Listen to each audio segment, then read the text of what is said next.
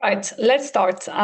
Good afternoon, everyone. My name is Sarah Sadouk. I'm part of the Create App Championship Committee, and I'm very excited today to welcome you in the first edition of our workshop series that will train you on how to think and act like an entrepreneur and give you the tools to prepare yourself for the competition that will be launched very soon. So before we dive into the workshop itself, where I am being joined by Niamh and Rob, I'd like to take you through the Create App Championship. For those who haven't heard about it before, it is your chance to know about the Create App Championship. So the Create App Championship is part of the Create Apps initiative in Dubai that aims to position Dubai as a global hub for mobile app development. The initiative has been launched by His Highness Sheikh Hamdan bin Mohammed Rashid Al Maktoum in 2023. And the competition itself, the Create App Championship, is one of the initiatives that falls under Create Apps in Dubai. The Create Apps Championship allows you to gain knowledge. I'll come to it in a bit. But before we dive into what you will get in the Create App Championship, let me take you through the numbers of last year's edition. So last year was the second edition of the Create App Championship, and we saw more than 4,710 applicants coming from 135 countries competing for four different fund prize of $150,000 US. So the competition opens in October and ends. It's a 6-month competition that allows you to upskill yourself on how to create a mobile app. Even if you don't know what and how to create a mobile app, we will help you create your prototype as well as develop your idea. So we had seen 340 developed prototype make it to the qualification stage, and we have had 84 mentors supporting each of the participants to develop the idea. The competition itself concludes in a very grand final ceremony at the Museum of the Future every year that is attended by His Highness Sheikh Hamdan himself, who is honoring us with his presence and giving an award to 4 winners of the competition, as you can see here on this slide. So essentially, if you don't have an idea, you can apply to the competition. If you already have a business but don't have a mobile app, you can still apply to the competition. Now you will ask me, what do you get as a participant in the competition itself? So in a nutshell, the competition gives you access to online learning modules that you can discover at your own pace, but also live workshops. So we are bringing experts from the mobile app development to help you understand and help you create an idea, a business model Canva, and a prototype. The experts that we have as mentors or as a facilitator are coming from different parts of the world. We have fantastic talent and experts here in the region, but we also believe in collaboration, so we involve different stakeholders from different parts of the world. Essentially, what we do at the Create App Championship is train you on how to develop your idea, your prototype, but also how to pitch on stage. So we will give you the tools to know how to present your app in 3 minutes, in 1 minute, to gain the attention of the audience and to give yourself a chance to win the competition. At the end of the competition, we had last year 4 different prizes of $150,000 that enables the winners to create their business in Dubai, but also to create and develop the mobile app. As we speak, we have exciting news. You will be able to meet the winners during the launch of the competition at Expand North Star on the 13th of October. So next. The edition of the Expand North Star. So during the Expand North Star on the 13th of October, if you want to attend, you can register directly on the website of the Expand North Star. It is free for you to attend. And the session that will showcase the winners and the industry experts will be happening on the 13th of October. So essentially, from 3 o'clock onward, you'll have a chance to hear and meet the winner of last year.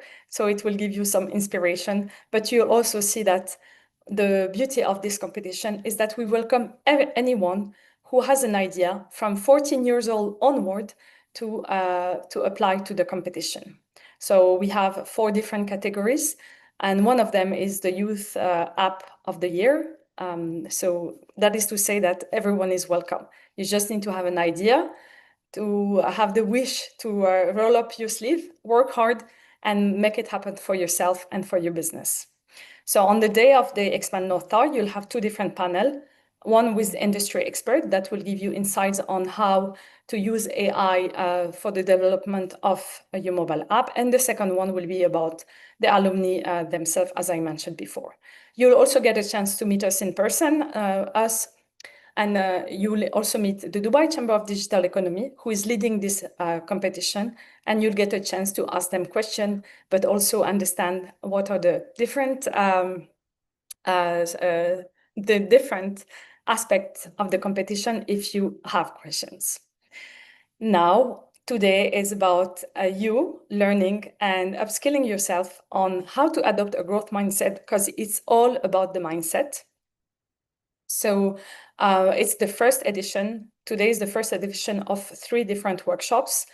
The first one is today. The second one is on the 8th of October, where you'll get a chance to understand how you can use AI to get visibility on social media for yourself and for your app. And on the 15th of October, we'll dive into the garage methodology using AI, and you will get a chance to understand what does it take to create your AI app builder blueprint. Sorry. So without further ado, I'd like to introduce you for our first workshop, Neve, Jordan, and Rob, who are our 2 facilitators for today. So Neve is an expert in how to rewire your mindset to be able to get new knowledge, but you can apply tech, but you need to have the right mindset to create your more roadmap for the competition, but also for yourself. And Rob is an expert in AI. So you can shoot all your questions. Today is going to be life-changing, I guess, for those who are not familiar with AI, on how to build your personal and individual roadmap using AI during the competition, but also for yourself. Neve, Rob, the floor is yours. Thank you. Thank you very much indeed, Sarah. Thank you for that amazing introduction. What an exciting time for us all to be in this room today. Welcome, everyone. Before we go into our content, I would like to hear from you guys. So on the screen, we have a QR code. I invite you to take out your phone, open up your camera, and I'm going to do it as well, scan in the QR code. So Rob is just going to take us over now to the browser. And we have 3 questions we'd like to invite you. Okay, so just take your time, going to allocate maybe 10 seconds for everyone there to get in. On a scale of 1 to 10, how confident are you using artificial intelligence? Are you a ninja? Or are you very new, a newbie? Okay, so.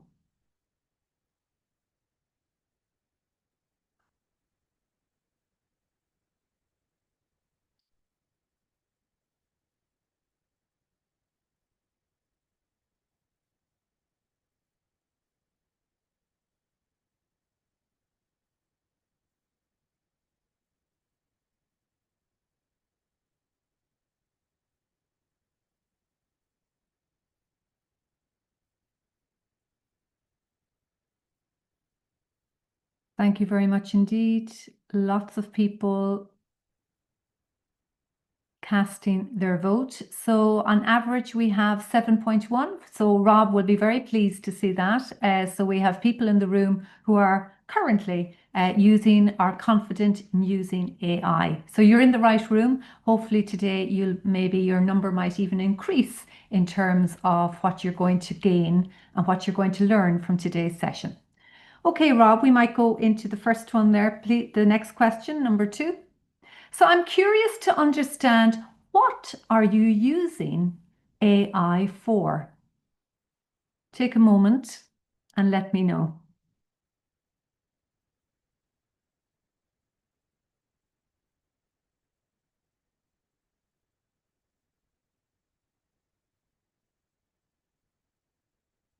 Okay, nice, thank you. So just going to maybe allocate 30 seconds for everyone. Nice. Brainstorming, brilliant. Learning, working on projects as a tutor. Okay, so you go to AI for some maybe help, support, lessons. Brainstorming ideas for architectural designs, amazing. Emails, image creation, coding, fabulous.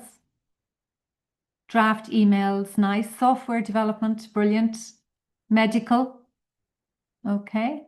Research, horoscope reading and taking decisions. That's an interesting one. Yeah. Sometimes when we need to take decisions, maybe reaching out to AI for their thoughts or insights. Interesting. Okay.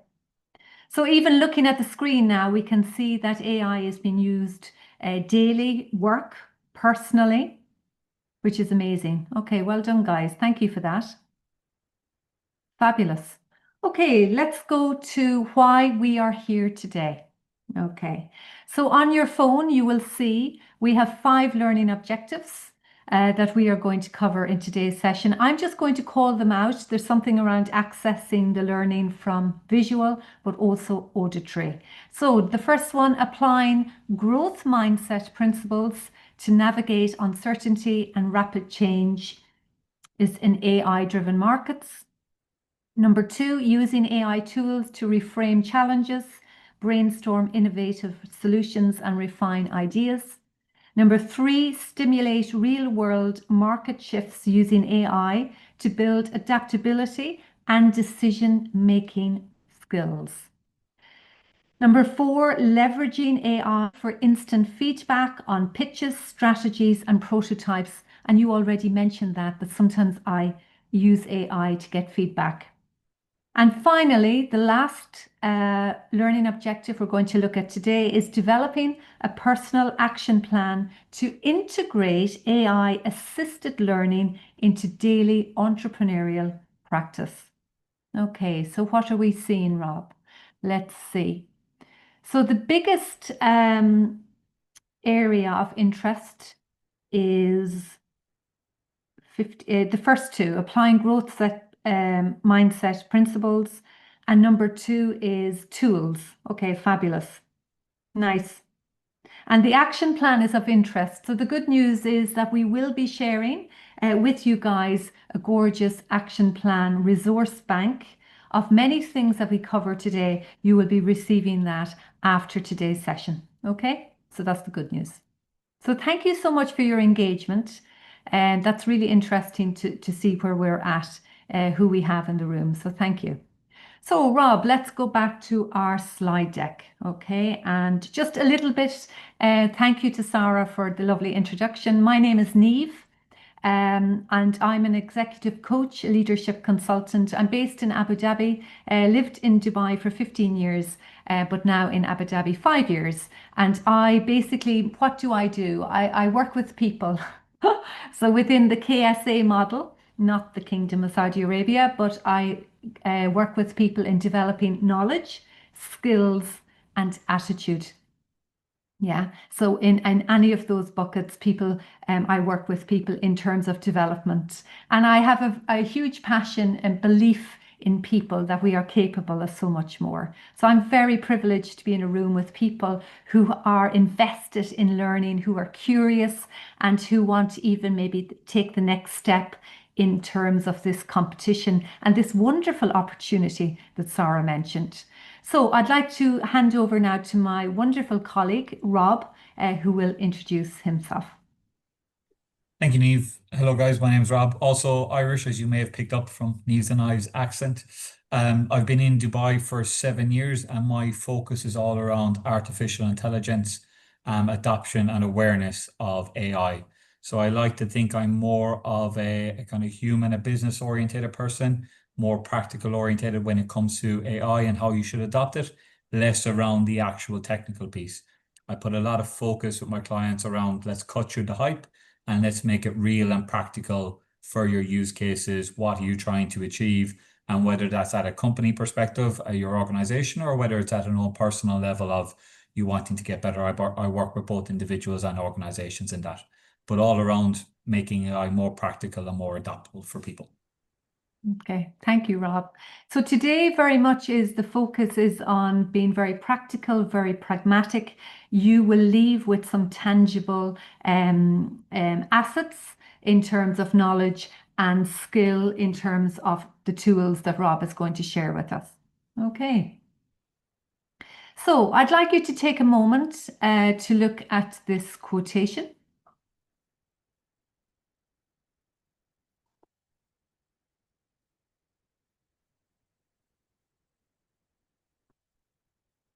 So what are the words that come out in terms of, what do you think are the key words here, the key learning from this phrase? Pop it into the chat for me.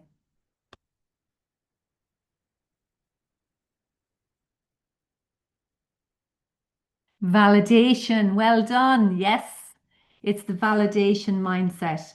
So with modern AI tools, it actually is very possible to create a functioning app just by giving a single prompt. The technology barrier to entry is actually lower now than ever, even in terms of coding. You don't need to have to gone to university for 4 years to learn coding. It's actually quite accessible to us. What really matters though isn't just generating the app, but whether the idea solves a problem. And going back to Sarah's introduction, that this competition is all about ideas, identifying an idea that ultimately will solve a problem for an individual, for a team, for an organization, for society, for across the various sectors within Dubai, within the wider world. Whether people actually want it and whether it can sustain impact. So it's not just a one-hit wonder, that actually it has long-term strategic impact. So that's where the validation mindset comes in, testing assumptions, getting feedback quickly. So this whole principle of design thinking and refining the idea, keeping to the central line. What is it that we are solving? So this idea we'll be looking at in a few moments of the skill of actually being able to create problem statements. Okay. So for the next couple of minutes, we're going to briefly talk about fixed mindset, growth mindset, and I'm very excited to share we have another type of mindset that we're going to spend more time talking about today. So just before we start on the third mindset, I'd like to focus a little bit on fixed mindset.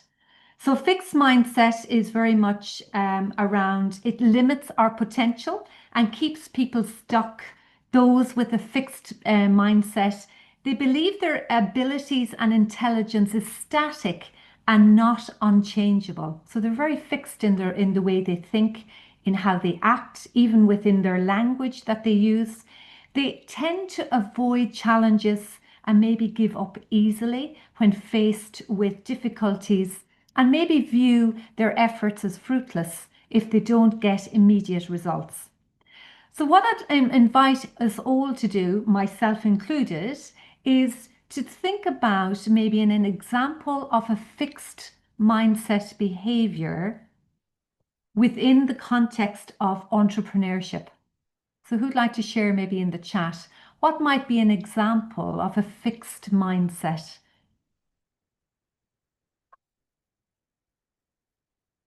So entrepreneurs who are fixed in their mindset. Give me an example of a behavior. Yes, Grace, thank you very much. I actually don't like to try new things. And that might be as simple as, where are we going for dinner at the weekend? Let's go to where we always go. That you don't even try out maybe new restaurants or new types of food. Yeah. Let's see, do we have something else in the chat? Yeah, so I will fail, so there is no need to even try. Very much, Faisal, you're very stuck in your ways, even in terms of maybe where you go on holidays, like I'm talking on a personal level, but even at work, well, we've always done it this way. So that's why sometimes change management, change transformation can be very difficult for people who are very fixed. They like routine, they like security. Okay, thank you. Now, we're going to quickly move away from fixed mindset because we don't like that as entrepreneurs. We want to go into growth mindset. Okay, so growth mindset very much fuels learning. I love learning. So people who are very resilient and they look at the long-term success. It's not immediate results, it's the long-term gains. Individuals with a growth mindset believe their abilities and intelligence can be developed. I can get better at this, but it takes effort, it takes learning, it takes commitment, and it takes grit. That grit. So even when things are going bad or not going as quickly as you want, you keep going. Yeah. They see challenges and failures as opportunities to grow, not as indicators of self-limitations. So, I'd like you to think for me for a moment an example of a growth mindset behavior within, again, the context of entrepreneurship.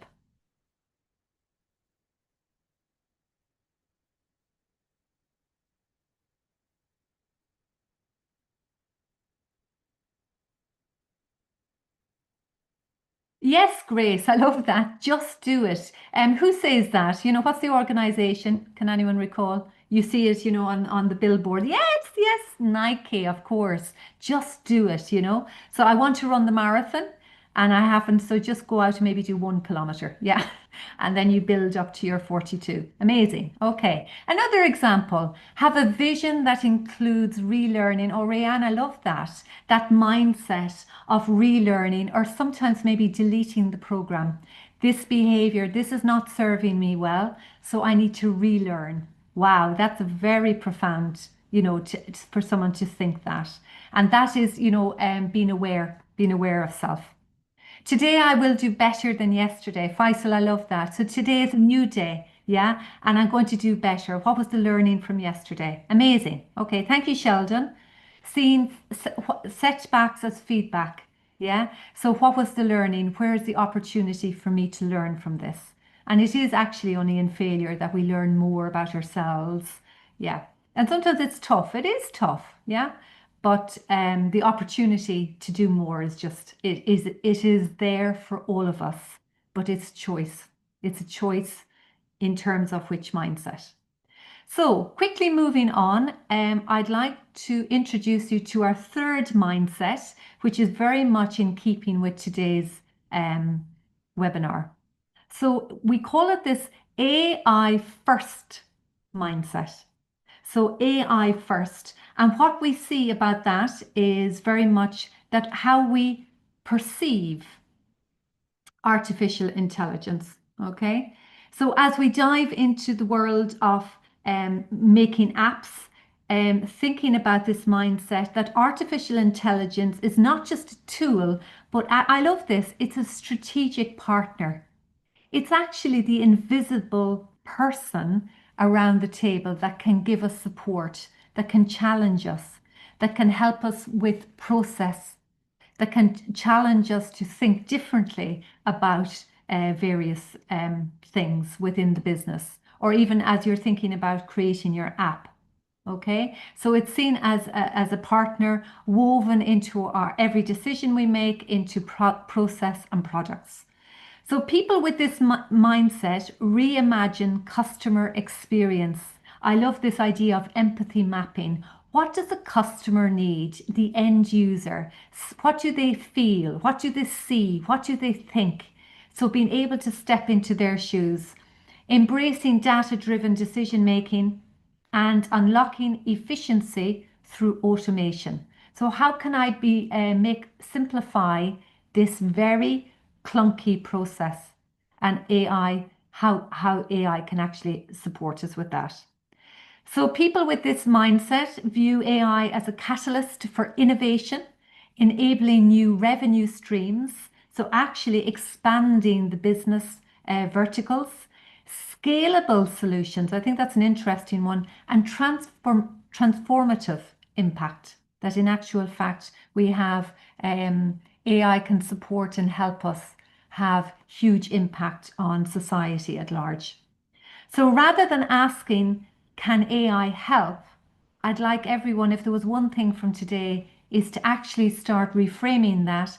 How can AI elevate this? Yeah, so that's just something to think. How can AI elevate my fitness plan? How can AI elevate my coding?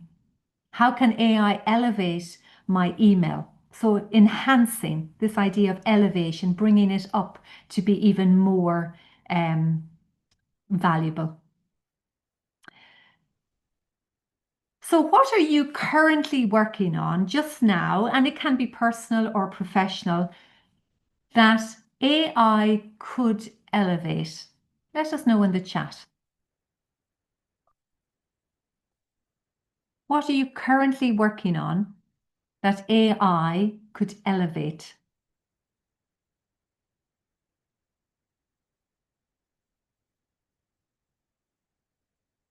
Ignacio, everything.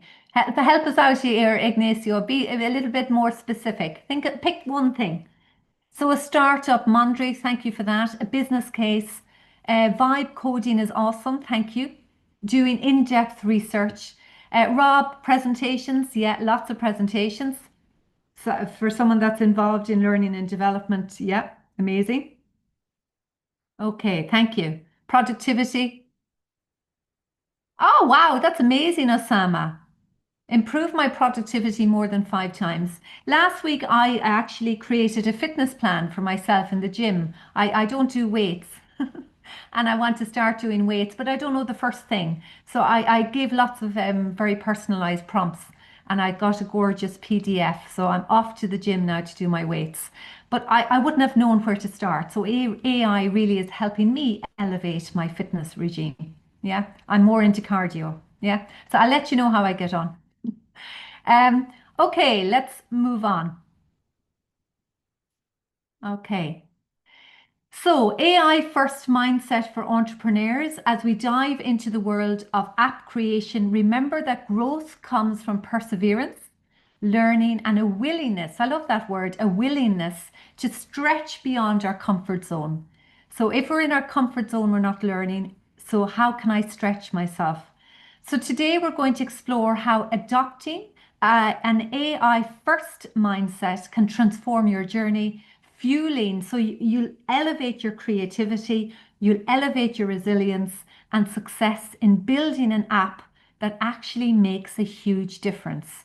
Over the course of the next few slides, you're going to see some amazing apps that have been involved in this competition in the first edition, second edition, and others that have been very homegrown here in the UAE. Yeah, and you'll get to see. So what we're going to do now is you're going to get to work. So sorry if you thought this was going to be passive, but we want really to get your voice into the room. I'd like you to look at, we're going to do 4. So we'll just take the first one. And the first one you see is a very fixed mindset, but we want you to reframe it into an AI first mindset. Okay. So remember, we talked about fixed growth and AI first. So the first one that pops up, I'm afraid to use AI because I know nothing about it.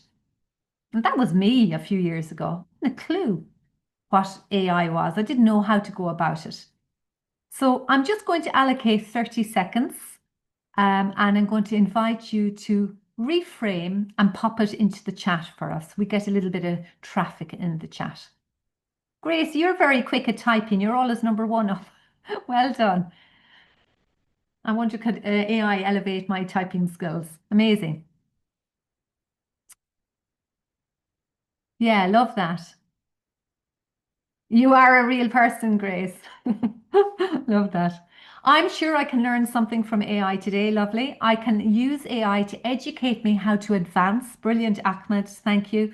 Osama, I love that. You're connecting with the feeling. I'm excited to use AI and see what it can do for me. They're gorgeous. I can learn AI using AI. Wow. That could be a gorgeous tagline. I love that, Sarah. Thank you. I can learn about AI using AI. Yeah, Rifa came up with that as well. Fabulous. Okay, so let's see what we have on the screen. Very similar to what you guys have popped into the chat. So Rob is going to show us now. Okay, so I may not know much about AI yet. Yet is a great word. Yeah, and it really demonstrates very much a growth mindset. Yet. But I can start small, experiment, and learn step by step, chunking it down. And Rob is going to help us with that today. Every expert once started as a beginner. And I think that gives us all in the room today permission. You know, you weren't born as a baby knowing everything. That actually it takes time to learn, yeah? And even thinking about who can help me. So Sarah mentioned mentors. In this competition, you have access to amazing subject matter experts. Okay, so that's another, so there's lots of layers of learning in this competition. Yeah, thank you. Okay, there we can see Cafu, UAE, and then Uber with Kareem. Okay, thank you. Let's move to our second. I don't know how to ask questions or create prompts in AI tools, and that for me probably is a challenge. Like I don't know what to ask it sometimes, or my prompts are too broad. Yeah, and sometimes I get too much information and it's actually even more confusing. So again, Rob is going to go through that with us today, the skill of being able to create specific prompts. So how would you reframe that, guys?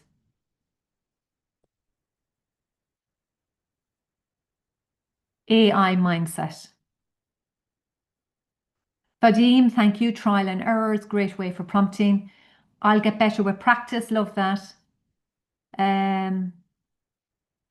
I'm sure there's some tutorials teaching newbies on prompt engineering that I can check out. Yes, I'm thinking even of YouTube, and there's so many sources that we can go to. Is there a 101? You know, those books that are out there, yeah. Maybe that's we'll all go shopping at the weekend. Yusuf, thank you for that. Okay, brilliant. And let's look what we have for you today. So reframing. I may not know how to ask great questions or prompts yet. That word comes up again, but each try is practice that makes me better. Okay, fabulous. All right, let's go to number 3. Yes, Rifa, the fact that you're showing up today is amazing. It definitely demonstrates an AI first mindset. Yeah, so well done on that. You showed up. Thumbs up for you. Brilliant. Okay, number 3. I tried using AI, but it didn't work for me. I came away from that and I was thinking, I'm more confused now than ever. It actually didn't work. Let's reframe that. Oh, I love that, Rayanne. Maybe change my approach.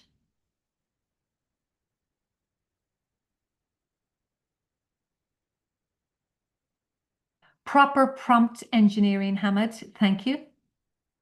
Proper. That's an interesting word, isn't it? What we mean by proper. Yeah, great. Well done.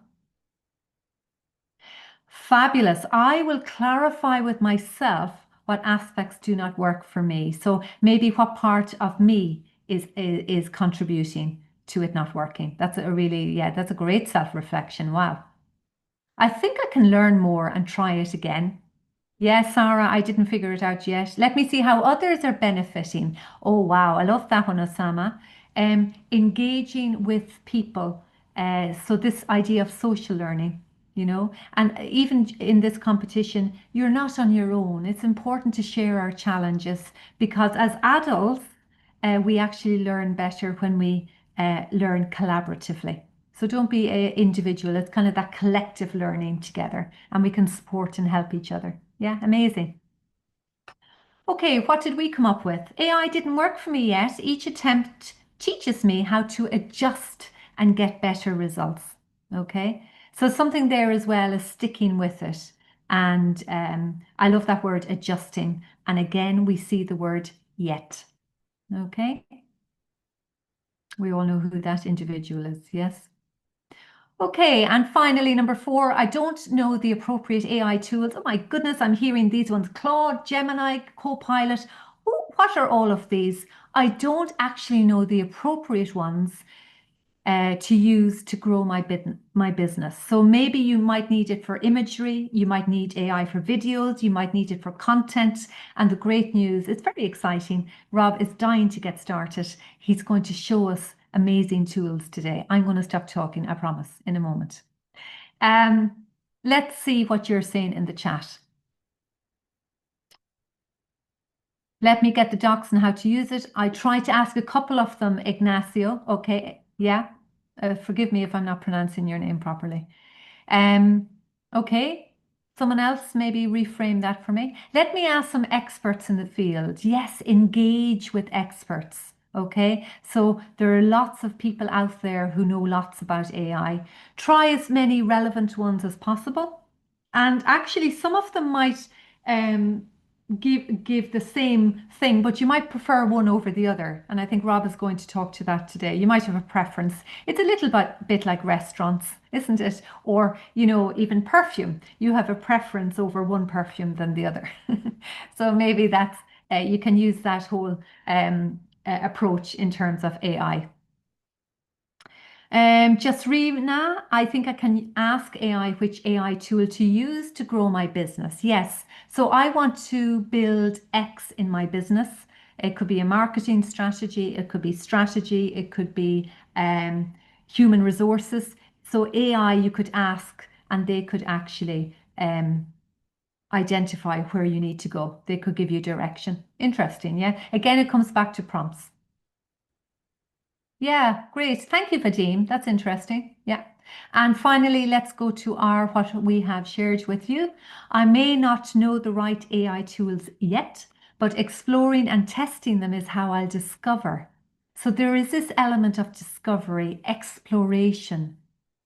Okay. And the more we explore and discover, maybe the more specific we get. Yeah. And we can make decisions around that piece as well. Getting lots of information and then decoding, distilling, and then deciding I'm going to go with this or this. Yeah. Okay. Maybe doing a comparative analysis as well. Yeah. Depends. Talking to people. Okay. Let's move on.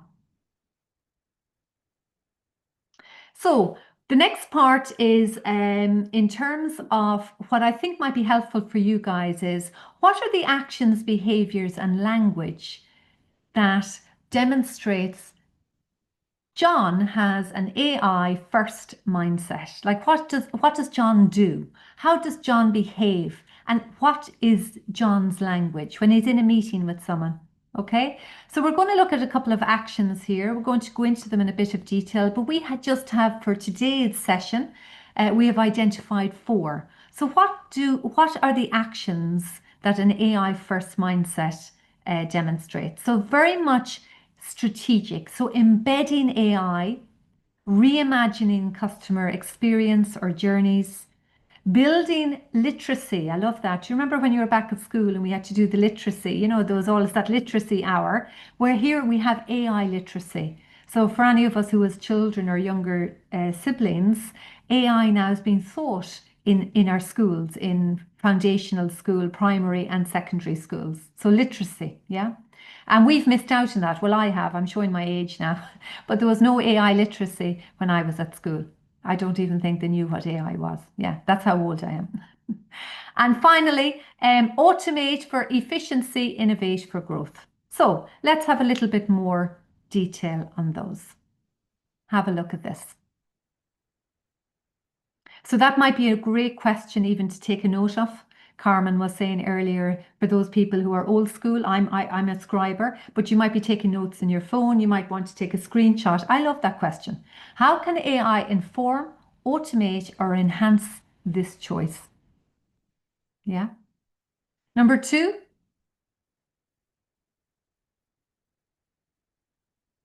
so reimagining customer journeys. So think of, somebody who's booking a hotel, someone who's going on a flight, someone who's booking a restaurant for the weekend, someone who's booking their party for their 10-year-old little boy. Okay, so using AI to personalize customer experiences at scale, maybe from tailored recommendations to predictive support, and turning data into loyalty and growth. So thinking about the competition, what are the current challenges for our customers just now, for people out there, for you, for me, in terms of what problem can you solve to sustain long-term impact? Number 3, automation. So we want efficiency. So defining, refining processes. So finance, marketing, operations, where AI can reduce manual work, maybe freeing time up to focus on new revenue streams or to focus on maybe what's really important for the business just now. It could be customer interactions. It could be marketing. You might be going into a new market so that you can save time. I think that's it, isn't it? And that the automation could support and help the business. And finally, number 4. So this is the AI literacy I talked about. We just don't want a specific cohort of people who are subject matter experts. We want to share the love that everybody is adept at using artificial intelligence, that they understand and they experiment. And we take maybe away that fear. We demystify AI. So this culture of AI fluency, I love that. We talk about culture. Yeah. So even in terms of team meetings, how is AI involved? Yeah.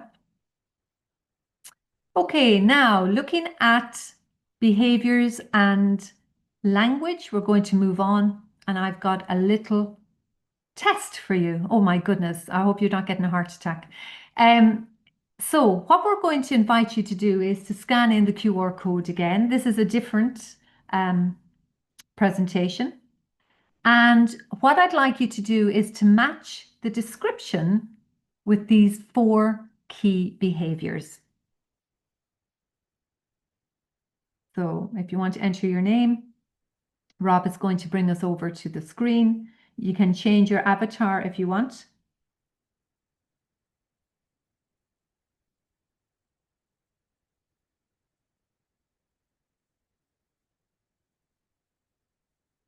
Okay, fabulous. Great. Sarah, I can see. Ahmed, Rifa, Chasrina, amazing. Okay, I always find sometimes I want you to relax, and we'll give a couple of minutes for you to get in. Okay, so feel free, take out your phone, scan in the QR code. And for those people who are in, you can just have a moment to relax. We don't get a lot of those, do we, in today's world? Okay, well done, amazing. Okay, so we might ask Rob to start. You have 1 minute to match the descriptions with the behaviors. So just click on the drop-down box and pick.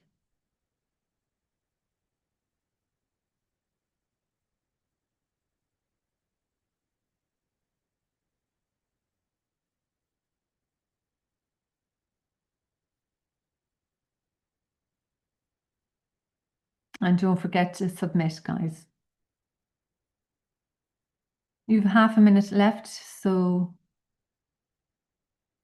to the apps team, there's a question in the chat. Which app won in 2024?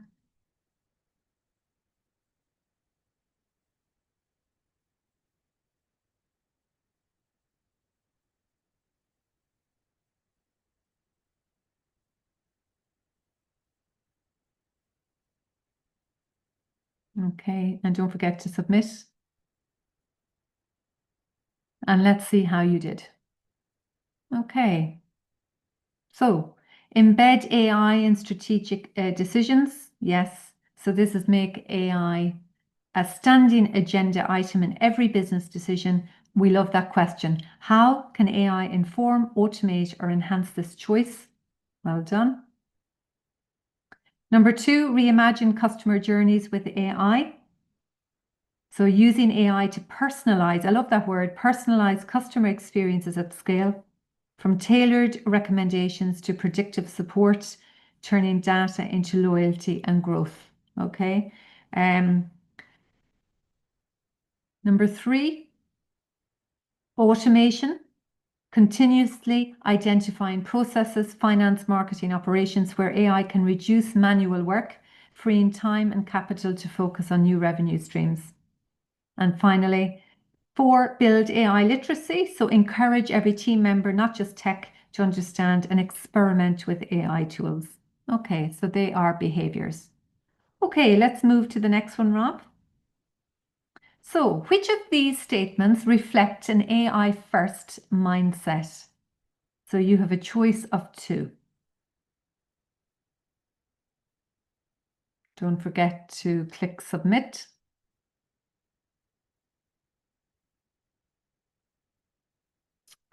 Well done, guys. Thank you for your engagement. You're amazing. Fabulous for a Wednesday afternoon. Yes. So the right answer is B and D. Okay. Right. Let's move to the next one.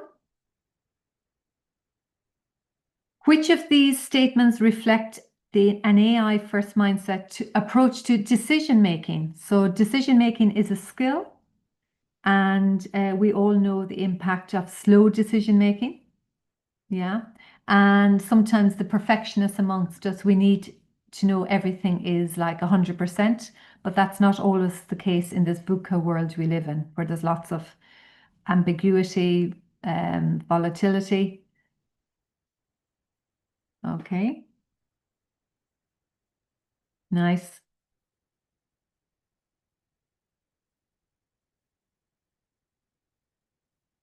Brilliant.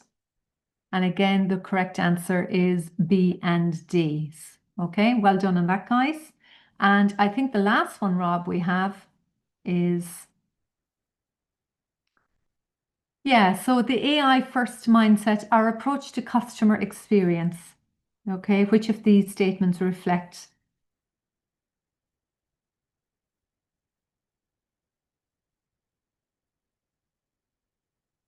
Nice. Okay, so the right answer, yeah, well done.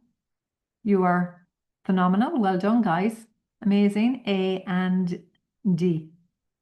Okay. How can AI? So I'll give you a very brief story. I was staying in a gorgeous hotel last week in Dubai. I was working and I stayed over. I won't mention the name of the hotel, but when I checked in, I went to my room and I was unpacking my bits and pieces. And the next thing I get a WhatsApp from the hotel. So I had my own personalized, I wouldn't say butler, that's too strong, but somebody who wanted to check in and make sure. I thought it was very personalized. I really liked it and I responded. So we were having this gorgeous conversation over and back. And for me, I think that was probably AI enhancement, but very personalized.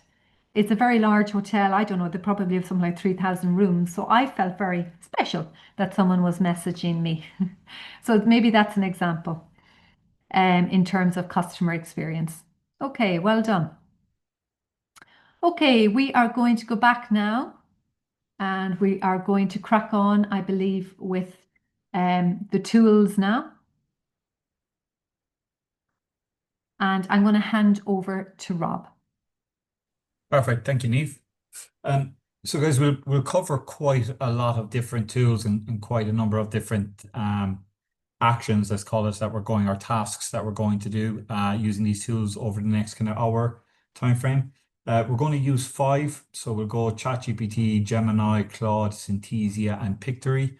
You may have heard of all of these. You may have heard of only some of them. You may have heard of none of them. To one of Niamh's points earlier on around that confusion of I don't know what tool. Lots of them can do kind of lots of different things, but here's just a very little simple table we've put together to kind of give you an idea of where some of them really fit into. So the top three, your ChatGPT, your Gemini, your Claude, they're very good at kind of questions, answering questions, helping you design documents, proposals, building out plans, brainstorming, content creation, around like copyright. And then I like Claude personally around the app and website layout, and we'll touch on that as a task later on. Synthesia and Pictory are both focused on videos, right? It's video creation, so they could be marketing videos, product launch videos, training videos, how-to videos, etc. So for me, the reason why I've picked these is as we go through them, you'll see the kind of different tasks that we're going to do and how they roll back into the journey that you'll be going on as you go through the different months and phases here around your app creation. So from the ideation to making sure you're hitting the right customer type, to being able to prepare your pitch deck, to maybe doing a mock-up, little bits and pieces like that. Okay. On the right side, we've got the links for each one. For this, I'm happy for you guys all to follow along. So if you've got the apps open in front of you while we're going through, there'll be time when I move to a live demo. Feel free to also follow along there. For all of them or for one or two, whichever you have a preference for. But also in the pack that you'll be given afterwards, that resource pack you'll be given afterwards that Niamh mentioned as well, this will be included in that. So you'll have links to all of them to be able to sign up there. One of the other reasons why I chose these 5 in particular is they all have free tiers available. So you're able to get use out of them at no cost. You just have to sign up. And then their entry price point isn't too expensive either if you need to kind of move up, if you feel you're maxing out the free tier and you need to move up. But as a beginning point, they all have a free tier that we can work with. Okay. So I just want to take a step back really before we really dive into the round. A reminder, why are we here? So the real focus is how can we leverage AI to help build an app that will solve a problem? Yeah, that's really the goal of this whole app competition. And for me, I think the first step of that is brainstorming. All right. So if we need to solve a problem, we need to look to brainstorm, right, what that solution could look like. And we're going to use, for this exercise, you could use any of these 3 apps. So you could use ChatGPT, you could use Claude, you could use Gemini. The way these 3 apps work in particular and the kind of techniques that I'm going to show you, it will work across all 3 apps, right? So I'm going to use Gemini as the starting, or I'm going to showcase Gemini for this first exercise, but you could use the same approach for Claude, or you could use the same approach for ChatGPT. So again, they're interchangeable.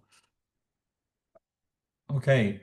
So when we want AI to help with brainstorming, really the first thing we have to think about is actually what's the problem, right? What is the problem that we're looking to solve? Because I can't think of an idea if I don't know what my problem is. So that's where we're going to begin with. Can you, as a group or into the chat, can you each start giving me a couple of problem statements for what you have already, for what you've been thinking around this app? If you can put them into the chat, please.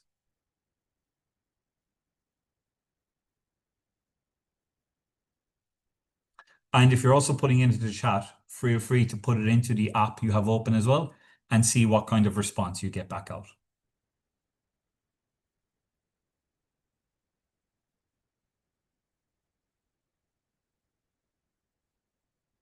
Traffic, parking challenges in real estate. Interesting. Don't know. I think they're definitely 3 different problem statements. They can be linked, but it's definitely three different pieces. But cool, very nice. Thank you, Rayanne. Did you try putting that into ChatGPT, Claude, or Gemini and see what you got back?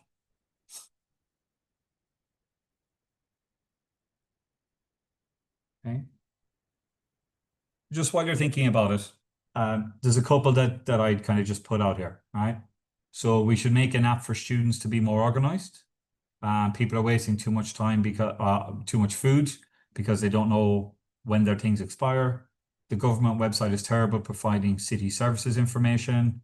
Employees are tired of using spreadsheets to manage their project tasks. That one hits home for a lot of people. Excel in companies is probably what most companies are nearly run on. And it's hard to make friends as an adult. So I thought I'd also throw a bit more of a personal one in here.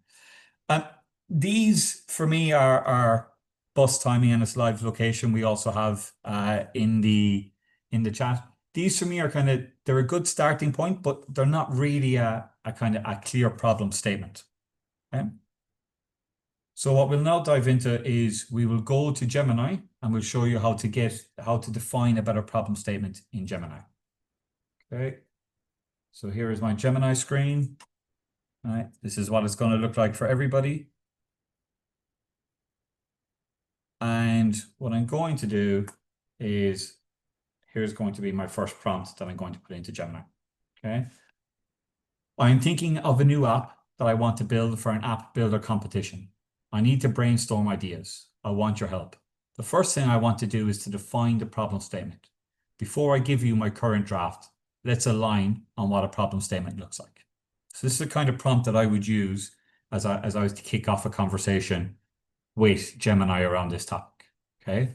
And as you can see, it gives us quite a detailed response. So it starts off with a very positive. It's an excellent approach. A strong problem statement is the foundation to a successful app, as it clearly defines what you're trying to solve and for whom. And when we think about where we get to at the very end of the app builder competition, and when you're to present, that's going to be one of the key kind of central pillars around that. What's my actual problem I'm aiming to solve with this? And here we go into, then it starts taking me into the characteristics of a good problem statement. All right, it's talked about the 5 W's. So the who is affected, what is the problem, when and where does the problem occur, why does it matter, the impact, and what is the current solution. It's also gone a bit further and given me key attributes as to what should be in there. And it said, okay, here's a rough structure or framework we should look to adhere to.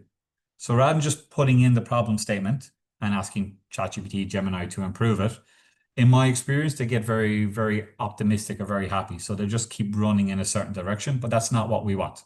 Okay. So now I'm going to come along and I'm going to go into my second prompt. My second prompt is, okay, I like what it's given me. So it's given me quite clear information, clear instructions. I like these 5 W's as what we should focus on and how we should look to structure it. And then I like the framework that it's given me in terms of the components. Now, but I still want to get more from it, right? I could start filling in this framework myself, but actually, why not continue to use the tools where I can? So I'm going to say, okay, I agree. I have this statement at the moment. How would you rate it? So I took one of the statements that we gave in the examples. So we should have an app for students to be more organized. Now, if we take that problem statement originally, and before we even ask Gemini to do anything, and we put it through roughly these 5 W's, who is affected? Okay, we've got students. What is the problem? Problem's not really clear. Organized, are they unorganized? Where, why? When, where does the problem occur? We don't know. Why does it matter? We don't have that. And what is the current situation, the status quo? We don't have that covered either. So we don't have any of those things actually in our problem statement. So this, although when I looked at it originally sounded like a very good one, very clear, it's actually just very, very generic and lacks proper content, proper structure. So now I'm going to ask, instead of just saying improve it, so in my experience, a lot of people go, here's my statement, improve it for me. This is a lot working with the tools, okay? So they're there to be your co-pilot. You are the pilot, you drive the conversation, and it's there to help and assist you. So here we go. So I've asked it to rate it for me, okay? So it's started putting it through the 5 W's. It's told me the audience, medium rating, what, lack of organization. So it's given me a low. Where, when is not defined, so it's given me a low. The why, again, it's not defined, it's given me a low, and it's given me how I could improve each of these, and even the status quo, not defined, so it's given me a low. Okay, so overall, let's come back and say that's not really a great review. It's an honest review. It's not really a great review, but it's come and given me some suggestions. Now, I could just take and run these suggestions, but actually they may not fit what I'm looking for, right? So this says high achieving college students. Maybe I'm talking about kids in middle school or primary school, for example. Maybe it's not around accuracy to allocate study time. So this has started filling in elements for me that don't necessarily align with what I had in mind, right? So again, I'm like, okay, you're helping me, but you're still not taking me where I want to go. So what I'd like to do with the tools, because again, remember, I'm the pilot, they're there to assist me, is I like to continue to try and drive it. So I'm going to say, okay, can you ask me 3 questions to know more about the statement so that you can help me better to define it? Okay, so now I'm going to, okay, I want you to know more, but I don't know what I need to give you. So ask me questions and I will answer those. And what I really would like doing about this one is telling it to ask me one at a time. And I like this for two reasons. One is if I just say to it straight away, ask me 3 questions, and it gives me 3 questions, it'll give me question 1, 2, 3. I then have to structure my prompt, my response back for each one. Here to question 1, I said this. To question 2 is this. To question 3 is this. I'm kind of lazy, to be quite frank. So I don't really want to have to think too much about that structure. The other reason I like it is that every time I put a prompt in, every time I give an answer back, I'm giving more context to the tool. So it's able to ask me better questions. So by getting it to ask me one at a time, it then means that question 2 takes context from question 1 and gives me a question based on that. Question 3 will take context from my answers to question 1 and 2, as well as the rest of the conversation, and the question will then be formed on that. So it's a more accurate question based on the latest information. Okay. So we're now going to go, okay, here's my 3 questions. Perfect. So again, it's being very positive. All right. So we're going to start with the most critical W, the who. Okay. So who exactly is facing the problem? And what I like also when I do it this way of 1 question at a time, it normally gives me some sample answers that I could work with, right, to help guide me. So we're going to say, okay, let's say here, we're going to go with college undergraduates. All right. So can you describe the specific type or group of students you are targeting? So I'm going to say college graduates for this one. Okay. But again, there's other options that we could pick out here, depending on where I was going with my problem statement, with my idea. All right. So now that we focus in on college graduates, it's now come with question 2. What is the biggest academic organization challenges that frustrate these undergraduates the most right now? Now, what I really like about this approach as well is if I can't answer this question, then I probably don't know enough about the problem. So back to my original problem statement, I don't know enough about the problem. If I don't know enough about the problem, brainstorming ideas becomes a lot harder when I don't know what I'm actually trying to solve for. So we've got our 4, again, it's giving me 4 options here. So I'm going to say that it's going to be around time blocking, all right? So I'm going to say it's about managing their individual time versus their study obligations, okay? So perfect. So now we've zeroed in on the audience and the specific problem, okay? Time management, time blocking, fantastic. But you can see it's taking me on a bit of a journey. So now we want to establish the need for a new solution, looking at the impact on the status quo. So how are these undergraduates currently trying to manage their time and study obligations, and what negative consequences result from these methods failing? So are they using digital planners, paper planners, digital calendars, different apps? What is quantifiable negative result in the current methods? So I'm just going to go with, for this exercise right now, we'll go with different apps. Okay. Now, I don't feel in my heart of hearts that we've given the tool enough information. Okay, so I know at the start we said ask me 3 questions. There was no particular reason why I picked 3. It's a nice round number. It's not too long. If I said ask me 20, that feels like very long already. I like using 3, 4, 5 questions as a starting point because, again, I'm driving this conversation. So I get to pick as we're going through, do I feel you know enough? And I'm like, actually, you know what? I think 3 was maybe a bit too short. It has tried to give me the problem statements because it's focused on what I've asked. But what we're going to do now is we're going to ask it to ask some more questions. Okay. So I don't feel you have enough information. Can you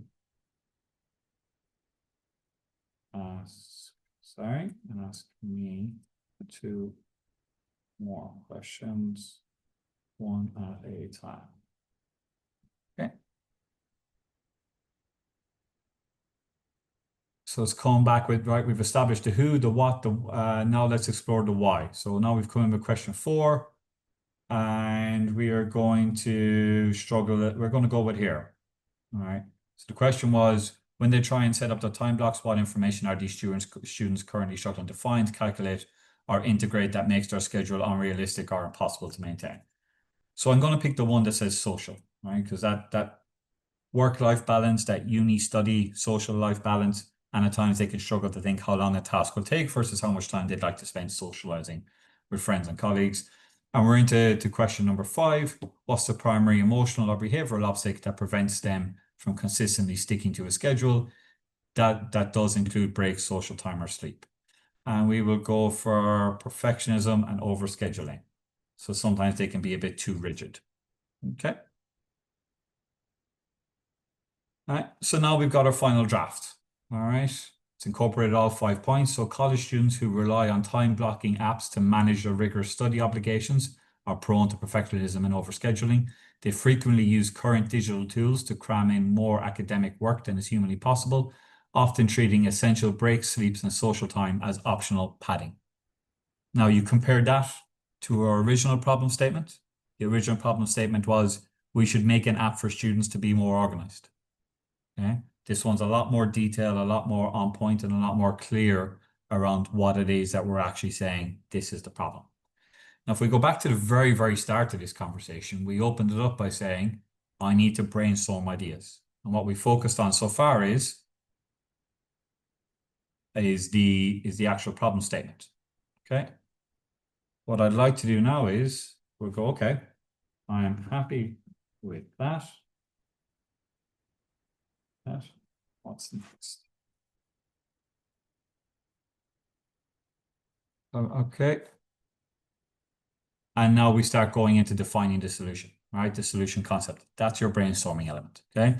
So sitting there and kind of taking a step back and giving that original context and information to the tool that we decided to use gives a lot more structure to the conversation that we actually got out of it as a result. Okay, so as I said, it works best as a co-pilot, not as a pilot. And if we break down the way I structured my original prompt and some of my corresponding prompts, it's all, for me, it's all around that structure and framework. So the framework I used here is a framework called TAG. Okay, TAG stands for task. So what's the overall objective that we're aiming to achieve? A is for action. So what's the specific step you want to focus on now? And G is for goal. So what does success look like? Okay.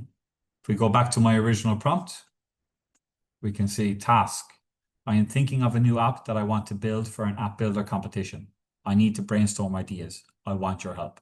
So that's the task that we're doing at the moment. The action. The first thing I want to do is define the problem statement. So very, very clear. Here's the action that we're doing. And what does success look like? Before I give you my draft, let's align on what a good problem statement looks like. So it's that alignment of what actually will a good problem statement look like. And that was the very first part of the conversation. Okay. So we started off with our tag-based statement. And then we came to, okay, remember we said in our conversation, keep it flowing. It was like, okay, I agree. I have this statement at the moment. How would you rate it? And that was a statement that we put in around the students and being able to schedule their time. So that was a pretty poor problem statement. Then we said, okay, then we moved it into questions. So again, context is key, but I want to be leading it. So I have no problem with it asking questions, but I don't want it to make assumptions on the answers. So by coming and saying, ask me questions, I get to give you more information without necessarily, even if I don't know what's going to help you. All right, so we're going to work together as a pilot, co-pilot do. And again, that one question at a time element. So each one gives more context to the next question. Rob, can I interrupt you for 1 minute? There's just a question in the chat from Grace. If you scroll up, maybe I've missed your explanation. Why did we leave the sentence unfinished with, is it a way to elicit better response from AI? If that was this one, okay, I agree with your statement, how would we rate it? That was just, I hadn't copied and pasted the statement into this slide because I didn't know which one I'd use. But for this particular example, we used, let me just find where we had in the conversation. We used what should make an app, or we should make an app for students to be more organized. Okay, so this was the statement that we had on the list. I just picked one, and this is the one I used for this example. I think just she's responding now. I refer to your first question. Is it the very first question, Grace? Thank you.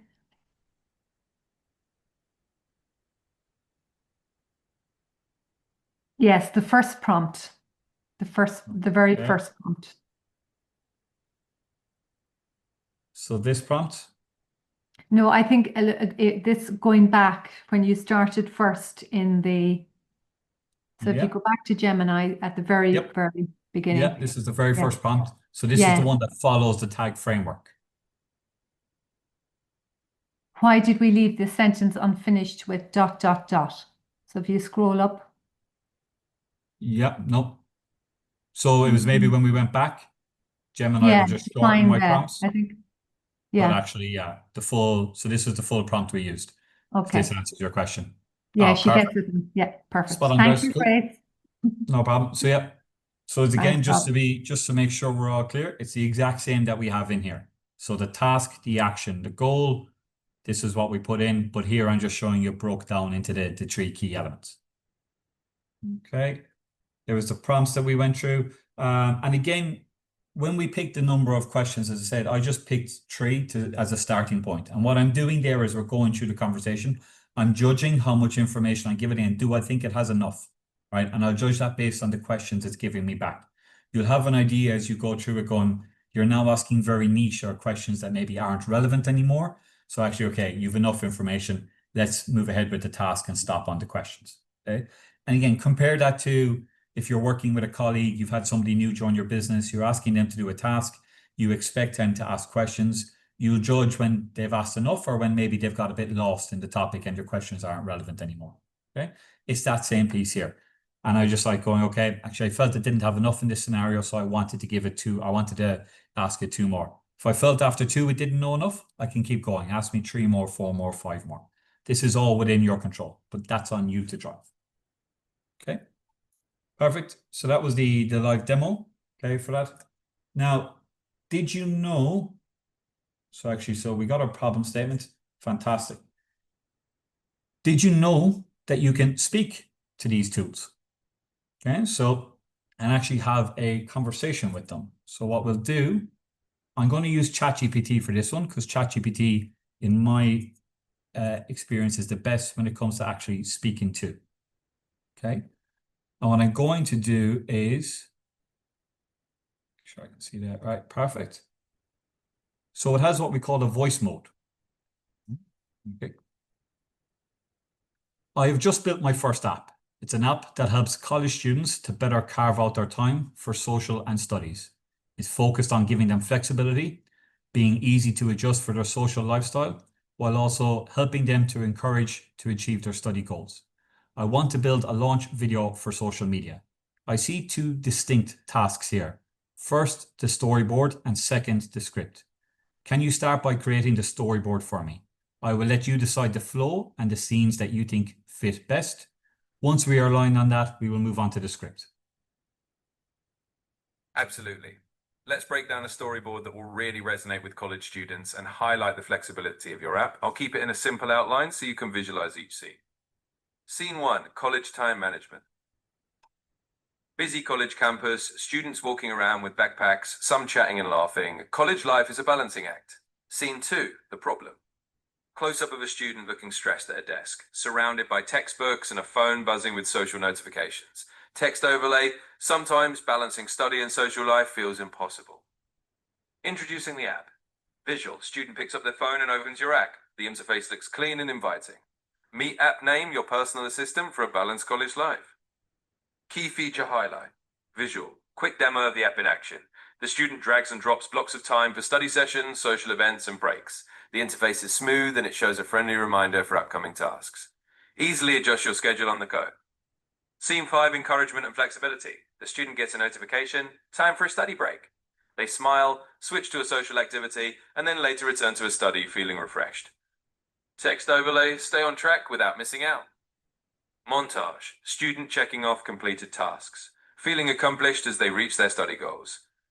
Achieve more with a schedule that fits you. Call to action. The app's logo and a final shot of the student happily heading out to meet friends, phone in hand. Download app name today and find your perfect balance. Let me know if this flow works for you or if you'd like any tweaks.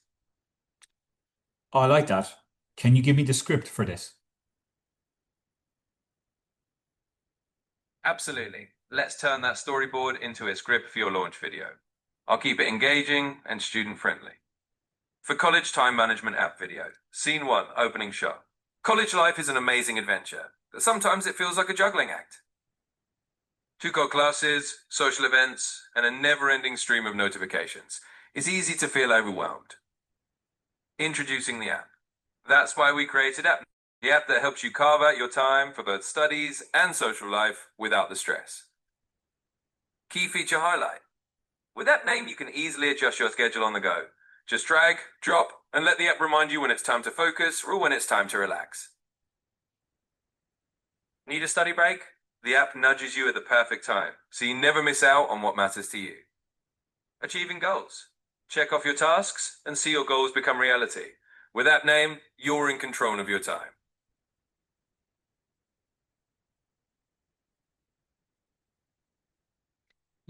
So I'm going to end the voice mode element there.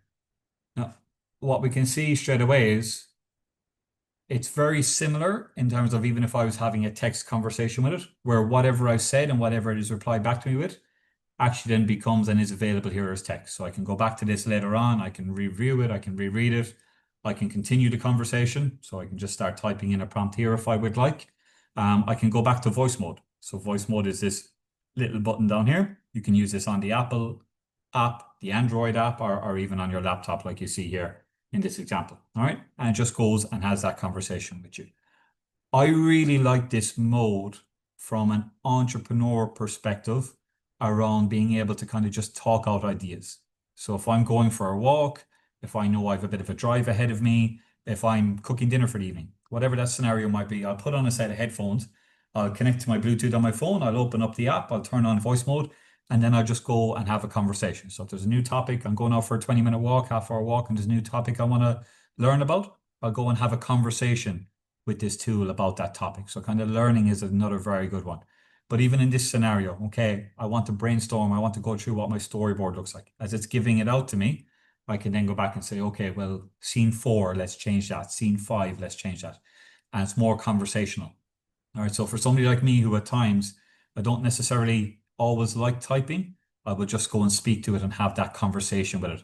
And it feels a lot more natural way of interacting with this. So it'd be like, again, you go for a walk with your friend, you're sitting there cooking dinner and you've got your friend sitting across from you and you're just having a conversation. It's the same way of being able to do it here in this scenario. Okay? So I really, really like this feature. The accuracy is really, really good in terms of being able to pick up. And also, I think it's over 120 languages they cover. So I also really like this for people who maybe struggle sometimes to put forward concepts in certain languages where they're trying to communicate. Put that forward in your mother tongue, the natural language, put that forward here, have the conversation in your mother tongue where you're very much comfortable with, where you're better able to articulate your ideas. And then at the very end, get it to translate the output into the language you need it for. Okay, so I really, really like that feature from this perspective. Okay. Now we will go back. So what did we actually do here in this scenario? All right. This was the prompt I gave it. Okay. So very similar. I could have just typed this in. All right. I didn't have to speak it. I could just type this in, but it works the exact same way. And if we were to break this down, you could see that the tag format would be followed here as well. So there's a task around a little bit of context. I've just built my first app. Then we drive into the task. The task is around we want to build out the launch video for social media. So everything before that is just a bit more context to help it understand the background. We then said we find 2 distinct tasks here. So we've got actions. One is a storyboard and one is a script. So we're going to start by creating the storyboard. So again, very focused. So instead of saying create a storyboard and a script for me together as one prompt, what happens if I'm not happy with the storyboard? Well, then more than likely, I won't be happy with the script because the script's going to match to the storyboard. So we break the things down into tasks, all right, individual steps. And then once we align on what that will look like, then we'll move to the script in this scenario. So again, very, very clear. I only want the storyboard from you right now. Once we're happy with that, we'll then move to the script. So it knows not to try and move forward until I'm saying, good, we're happy, let's continue. It knows everything that we talk about until we get to that point will be all related to the storyboard. Okay. And then what that also allows me to do is very, very easy and simply move forward. So you'll have seen this as well when we showed the Gemini example of being able to go, okay, ask me questions, beautiful. Now I can just give you answers to those questions. We've a lot of the context covered off already. We have a lot of the background covered off already. By doing that part early and putting structure in place early, it then makes the conversation a lot more easy and seamless as we begin to move forward, and a lot more efficient, right? We're not sitting there kind of scratching our head going, oh, I need to explain this, or oh, you've gone in the wrong track. Getting that clarity at the start is what makes a real big difference to them when you're using these tools. Okay. So I'm gonna take you back into the chat for a minute, and I'd like to now put this back on you. So knowing what we've covered off so far, how do you see any of this benefiting you?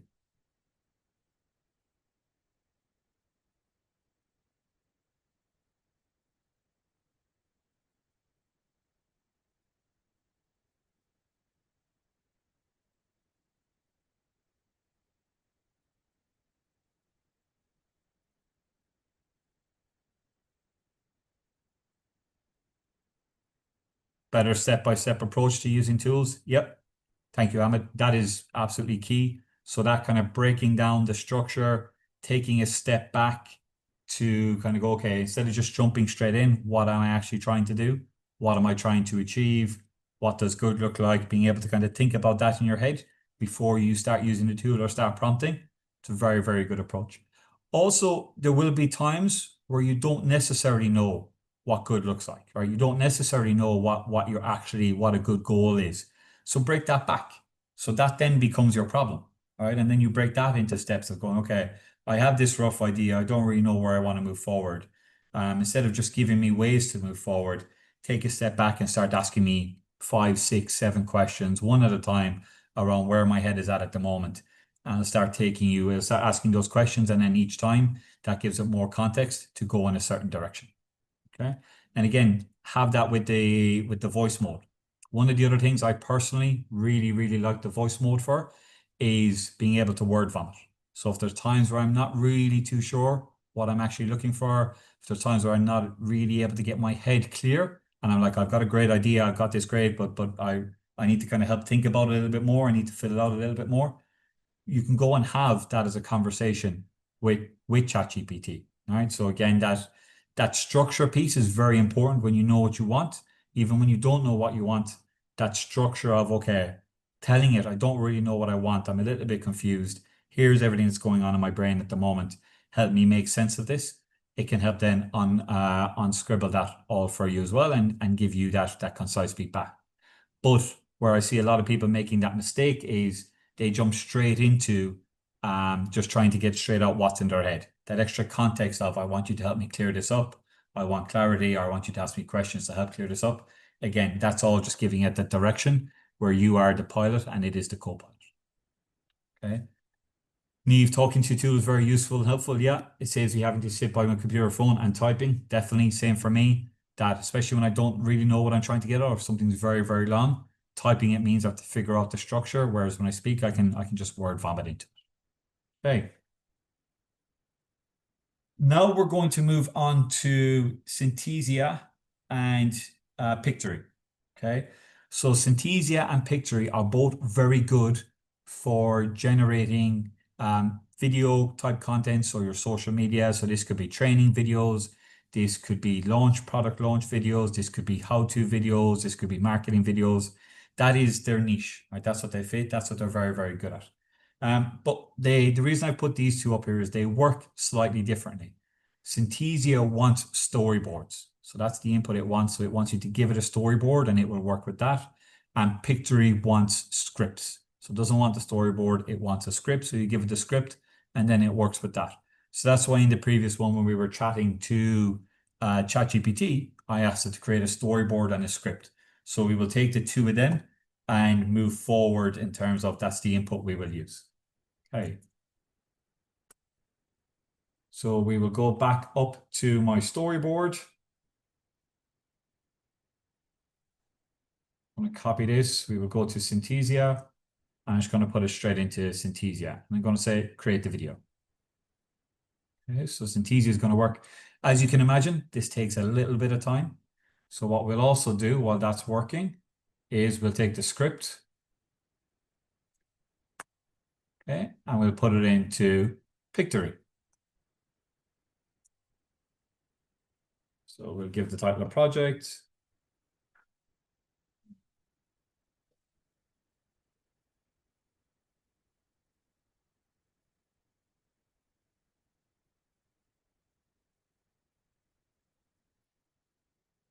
I'll put that in here. Perfect. And then what doesn't it like here? There we go. And it's going to work and generate. Okay, so we'll come back to Synthesia. Synthesia is still working a little bit in the background, but it gives us that we'll compare the content between the two of them when they come out. Pictory is a little bit faster in fairness. In my experience, you'll see the difference in a minute between them. I have a preference towards Synthesia. There's a lot more that you can do around the control of the different voices, the different background. With both of these apps, you are able to put in your branding. So again, one of the things I've seen a lot of these kind of video generation platforms struggle with is it can generate me a video, but I still need an editor or someone to come along and add in my branding for me. You can give it your branding and it will put that into it as well for you. Both of them have the option to do that. In my experience, the voice element from Synthesia is a lot nicer, and it also plugs into another platform called ElevenLabs. We won't show you ElevenLabs today, but ElevenLabs is one of the best voice generation platforms, and you're also able to train it on your own voice. So if you wanted it to be your voice that's coming through in the video, then you could plug your Synthesia into your ElevenLabs and have that come true as well. Okay. So we'll see here. So what it's actually done now is it's taken my instructions and it's broke it down into multiple scenes. Okay. And I'm able to change the visuals. So if there's different visuals I want to use as we go through it, I can change the audio. If I want to put in different audio in there as well. So I can do a lot of different work with this platform in Pictory. What we'll do is we will preview the video.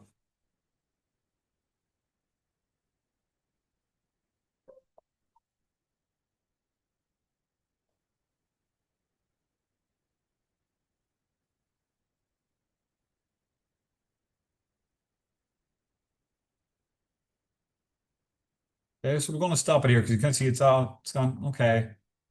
It's got a little bit of background music. There's no real voice to it, or even though we give it a script. So what we'll do is we'll come back into the audio element and we'll pick, and you can see here I've a massive selection of voices. Let's see what Abby sounds like. The only thing to do with good advice is to pass it on. It is never of any use to oneself.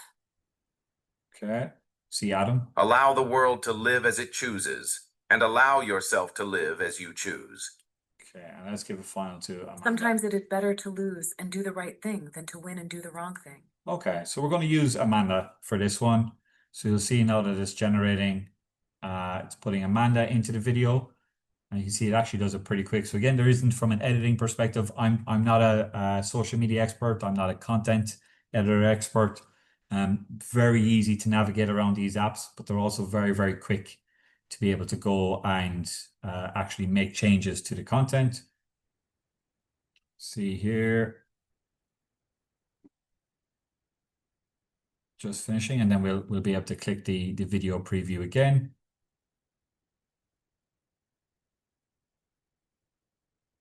Script for College Time Management app. Video scene 1, opening shot voiceover. College life is an amazing adventure, but sometimes it feels like a juggling act. Scene 2, the problem voiceover. You've got classes, social events, and a never-ending stream of notifications. It's easy to feel overwhelmed. Scene 3, introducing the app. Voiceover.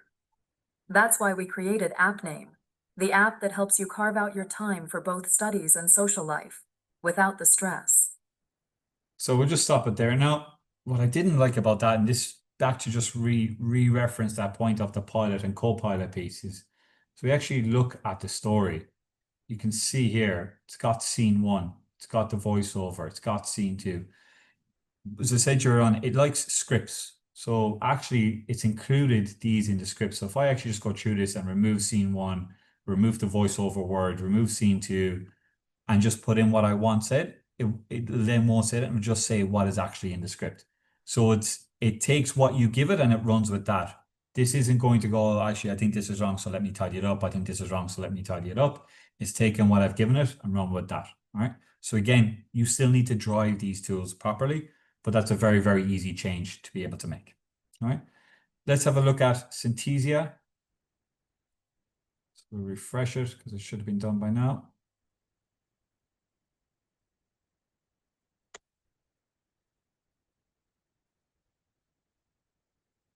This is always the joys of live demos at times. Synthesia for some reason.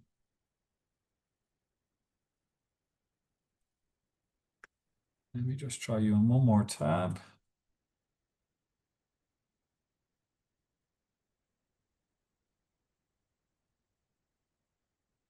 Does it have my video? Okay, no, so Synthesia seems to struggle. Actually, it's loading something.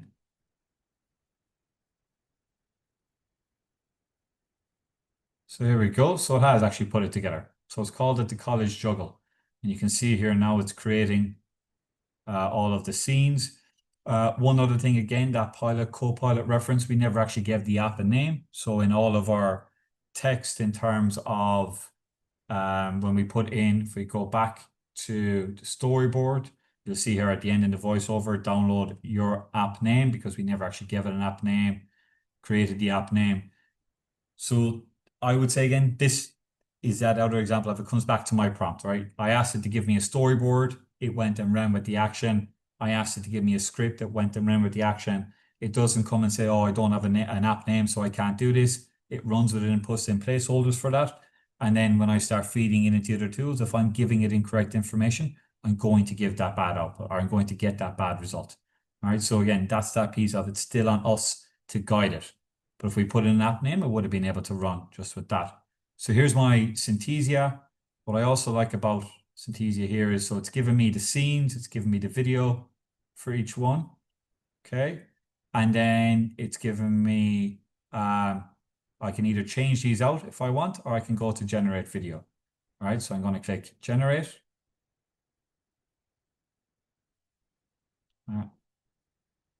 And now it's going to start generating that video. So that's going to take a little bit of time. While that's working, let me just check the prompt. Voice mode is great. Does it usually lag? So Faisal, does Synthesia usually lag? No. As I said, for joys of live demos. So that's the first time I've had it lag while I've been using it. But as you saw, just a kind of a refresh there on Synthesia, and it seemed to kick back in and remind itself where it was. I didn't have to put the information back in. So no, they don't usually lag. It's the first time I've had that happen to me. So Synthesia does take a while. So while that's working, what we'll do is we'll move on to the next piece, and then I will come back to this. Okay.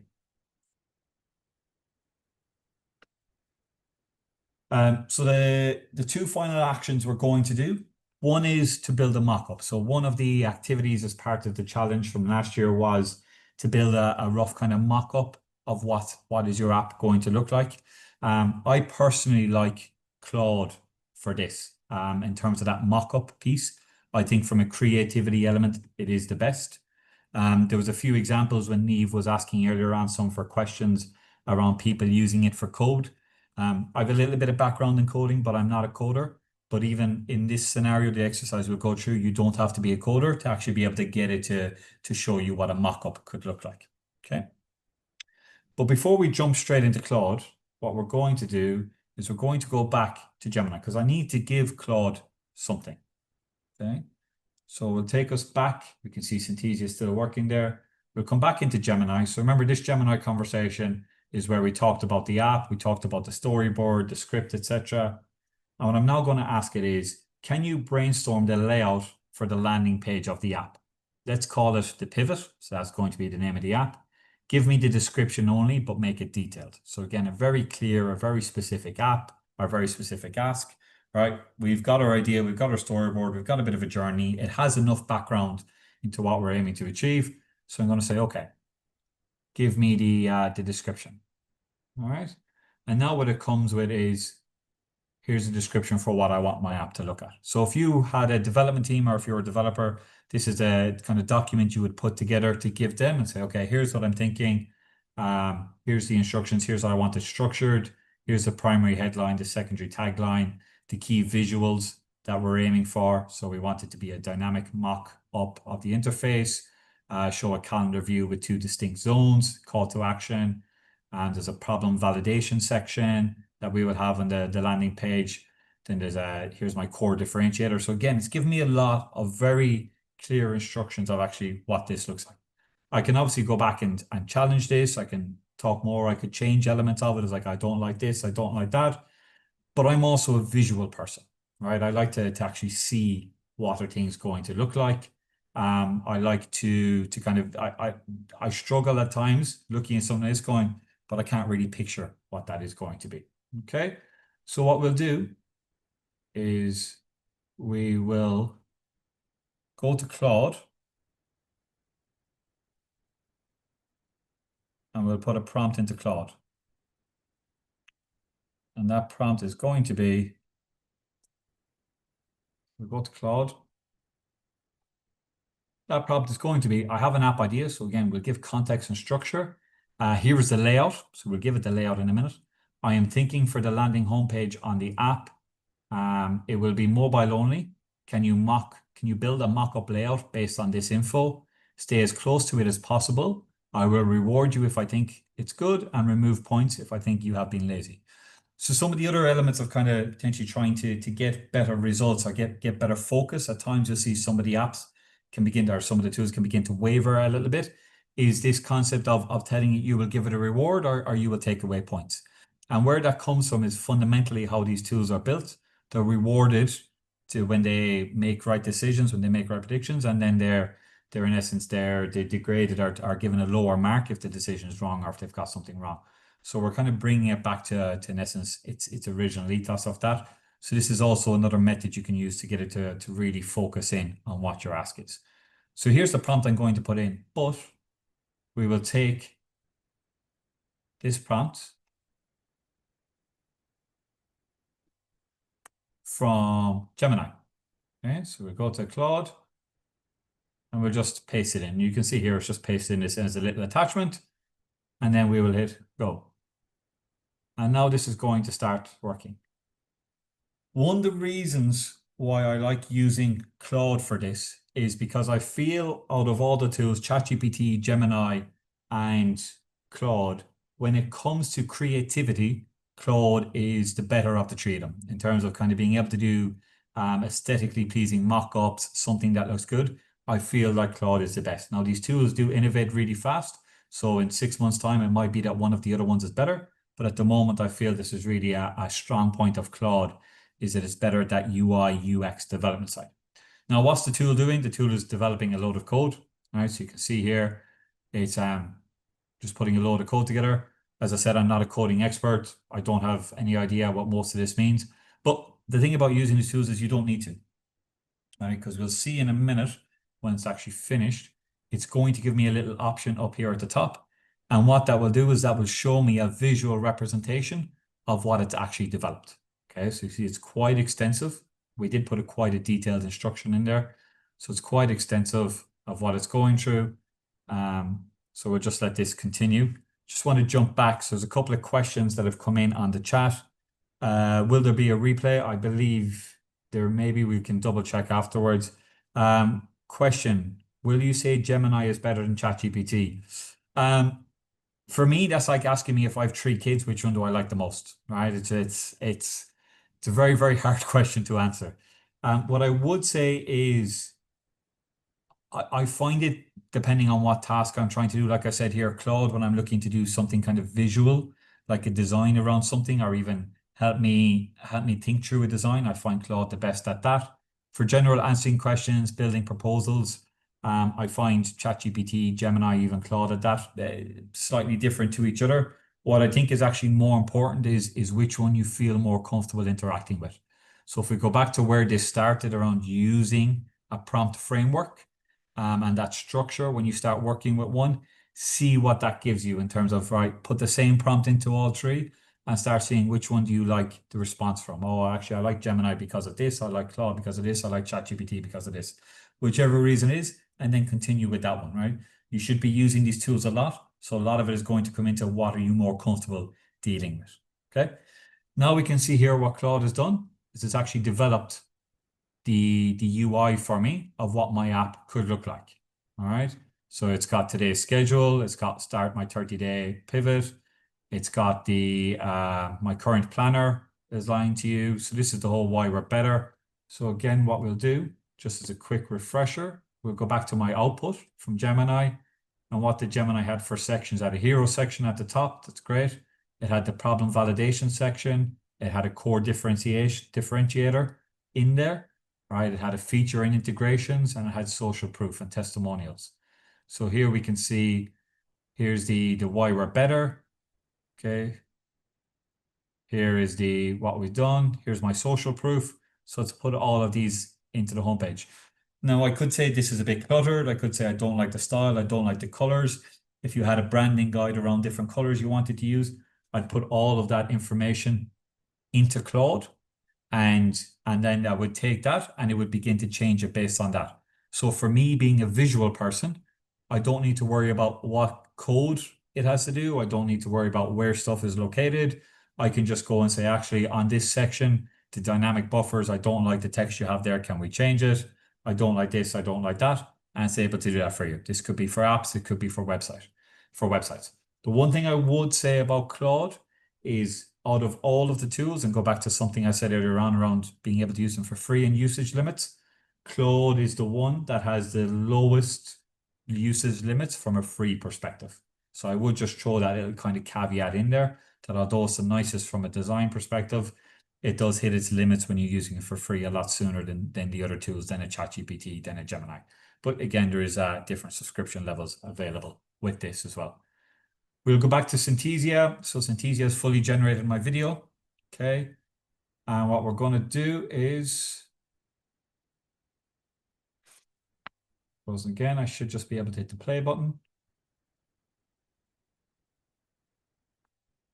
So there's a question of, does it lag often? And I say no. And then it lags twice when we're trying to do a live demo. For a second, there we go. So here's what my Synthesia video. Life is a whirlwind of classes, assignments, and social events. It's a constant balancing act that leaves many students feeling overwhelmed. How do you manage it all without losing your mind? Picture this: you're buried under textbooks, notifications buzzing, and friends calling. Balancing study and social life can feel impossible. But don't worry, there's a solution on the horizon. Introducing AppName, your personal assistant for college life. With a clean, intuitive interface, it's designed to help you manage your time effectively. Say goodbye to chaos and hello to balance. Drag and drop time blocks for study, social events, and breaks with ease. The app's friendly reminders keep you on track, ensuring you never miss a beat. Flexibility is key. Okay. So again, very, very different video to what Pictory developed. Even though one was given the storyboard, one was given a script.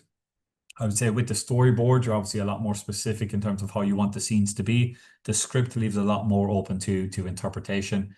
So again, depending on what you're in for, that will kind of lead you towards which tool you would like to choose. But here you can choose different avatars, you can do AI dubbing.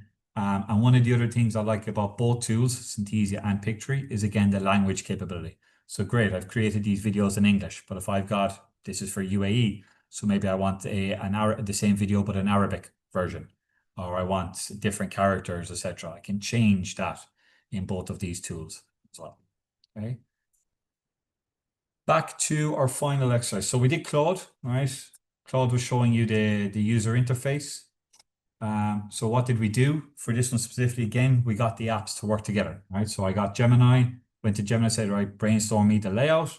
Again, spend a bit more time fine-tuning that layout in this video, or in this webinar. I wanted to just kind of show you different outputs we could aim for, but you can change that layout as much as you want, change the output from Gemini, get it to ask you questions, drive through each scene in more detail, get it to justify the scenes, loads of different things there, and then Claude to actually go and create it for me. And again, if I don't like something, I can just tell Claude I don't like this part, go and change it, and it will go and do it. If I have branding colors, give it the branding colors, and it will put all of that into it as well. Okay. Websites as well is another very, very good use case for that. Finally, images. Okay. So at the moment, the actual one of the best image generation tools out there is Gemini. So they've launched, it's a couple of weeks ago, they launched a new model, so a new brain, in essence, an update to their platform, and they really, really excelled in the image generation spot. Okay. So we're going to very quickly, because I have this conversation in Gemini already, it's also easy to continue there. So I'm going to go Gemini to create images. So down here, you've got a different sets of tools you can do. I'm going to tell it I want you to create an image, and then I'm just going to give it a simple instruction. So can you create an image?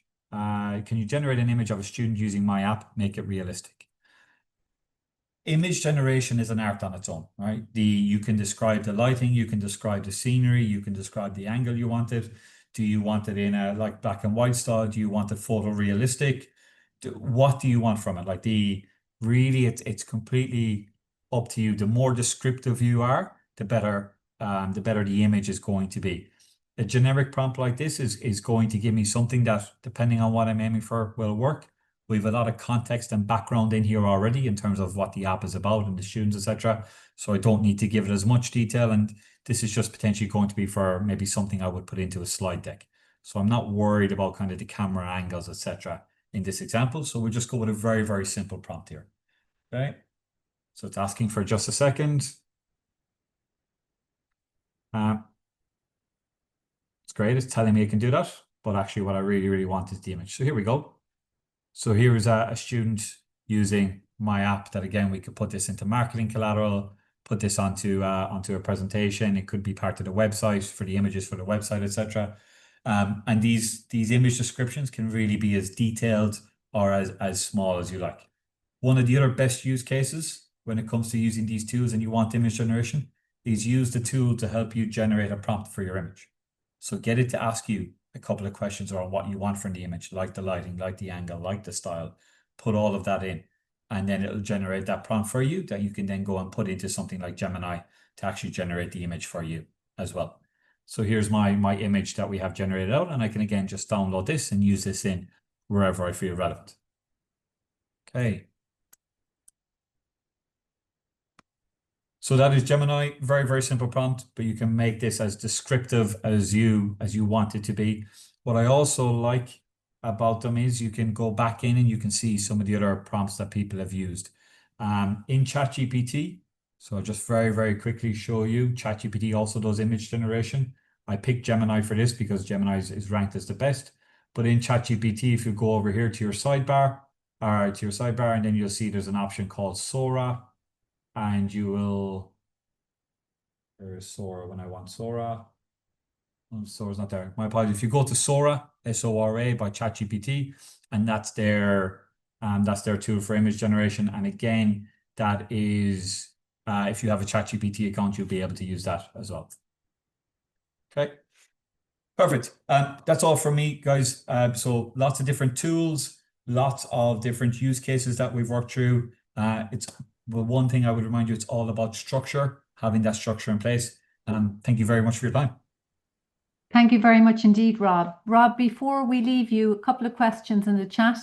Yep. Let's go to Faisal. It's great these websites create the main landing pages, but then do we need to tell AI to help with sorry, no, there's more chats coming in. Let's go to Faisal's question. Can you see it there, Rob? Yeah, just looking for it now. Yeah, do we need to tell AI to help with the payment gateways about us pages and so on? Yeah, 100%. So this is all going to you guiding it, right? So really, where do you want to drive? Do you want to start from scratch and say, I want to build a website, tell me what the key pages need to be, and we'll have a conversation on each page? Do you already know and you're saying, hey, here's my pages, this is what I want on each one? That's all around to how you want to approach it. So that structure, where are you already? Is the part that's key. Again, when it comes to things like payment gateways or other elements, you can ask, right? So, hey, great, we've developed my website. I want to integrate a payment gateway. Can you recommend payment gateways? Or we've chosen Stripe or PayPal, whoever it might be. Can you give me the steps of how I would integrate that in? And you're able to work with it through that as well. Okay, thank you, Rob. Do you think it's necessary to think of a completely new idea that does not already exist? So Rayanne, I might take that question. I think that's obviously entirely up to you, the choice. It's all about identifying the problem and then the solution. So how will the app solve the problem? So there's lots of challenges out there. There's lots of solutions that maybe are working or maybe not working. So I think maybe a little bit of research yourself. It's a very personal choice. So maybe there's more idea there around innovation for existing challenges, and then maybe creativity in terms of maybe something new. Yeah. So something maybe to ponder and think about. Thank you, Carmen. The recording of this session will be shared with you later in the week. Okay, so they will, the Create Apps Championship team will give you access to the platform. And then next week we have another webinar, and the following week we have another webinar. So this is the first of 3. Okay. Let's move on. Okay, so we have 7 minutes left. So just going back, so Rob, thank you so much. I always feel I learned something new, so thank you. And I was having a go with Synthesia just now, creating a video. I created a video, so I'm so happy. So thank you for that, amazing. And Gemini as well, I put in a very specific prompt in terms of creating an image. And it's just phenomenal. Like, it's just exactly what I need. So thank you for that. So is AI elevating my work? In the last half an hour it has. So that's amazing. So I'd encourage everyone to have a go, play around with the tools, and just listening to Rob today.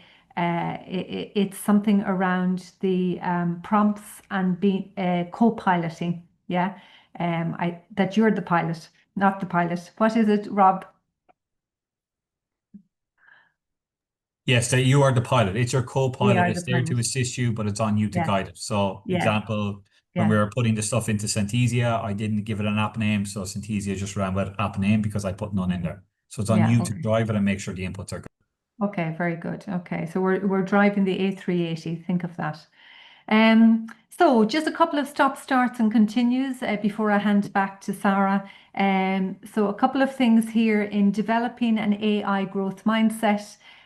Here are some examples of behaviors, actions, maybe to stop, to start, and continue. And there is an action plan that will be forwarded to you after today, and it might be very beneficial for you to actually think about. So stop making decisions based on gut feeling or past practices. Treating AI as a once-off tool. We want it to be this more strategic partner. Delaying adoption until competitors prove it works. So don't hold off what you can do. You know, just have a go, just try it, yeah? And overloading teams with manual repetitive tasks that AI can automate. So if there was one of those, what might you stop doing? If you were to choose one, maybe a nice reflection, what one would you choose? Moving on to start, which is probably more positive. So I love that question. I said it again, it's repetition, but how can AI elevate this project? How can AI elevate this email? How can AI elevate this image? How can AI elevate this business proposal? Okay, so it's very exciting. We have access to such rich resources that can actually showcase us to be more valuable, maybe in that value add. Using AI to generate insights, test scenarios, and challenge assumptions. Start to training your team in AI literacy. So today is a fabulous example. What can you go away with from today, from 2 hours, and teach? So doing a teach back. So maybe go home and tell somebody something that you learned today. Okay. Next, piloting small, low-risk AI projects. So I'm going to have fun this evening. In creating my video now, I want to change the tone, change maybe the language, all of that. So just piloting and maybe sharing it with a colleague and getting feedback. Phenomenal, amazing. Okay, continue. So the very fact that you've all showed up today demonstrates growth mindset, demonstrates this curiosity to get involved with this amazing competition.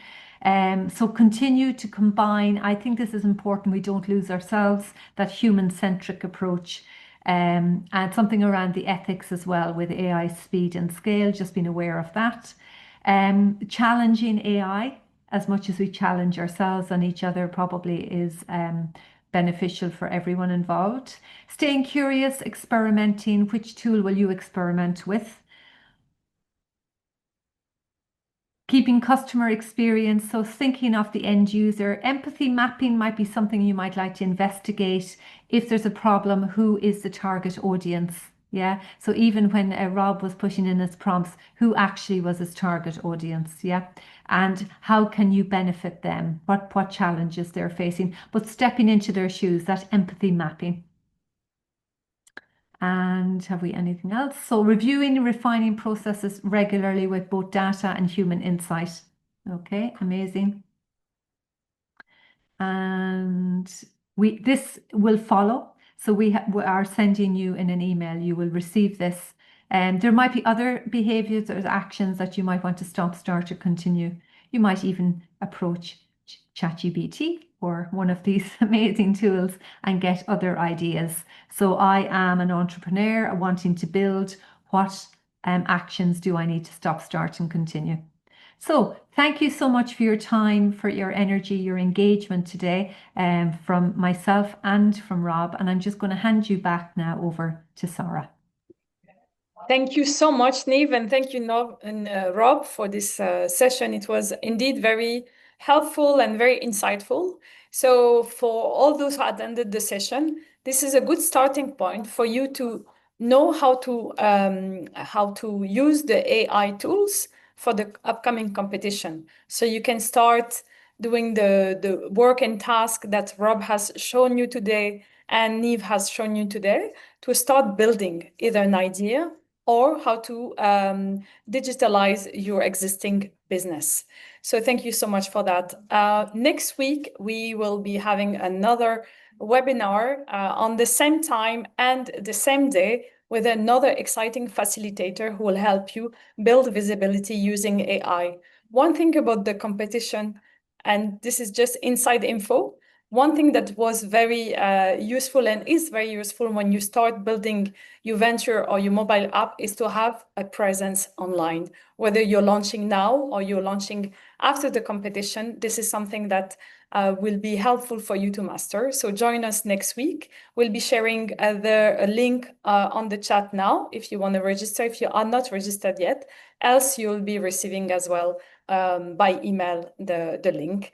You have received yesterday a bank of resources that includes the exercise that Niamh mentioned today. So please refer to that to do your exercise and start your roadmap, your individual roadmap. Thank you so much for the energy. Thank you for contributing to this webinar, to all of you, and see you next week. Bye-bye.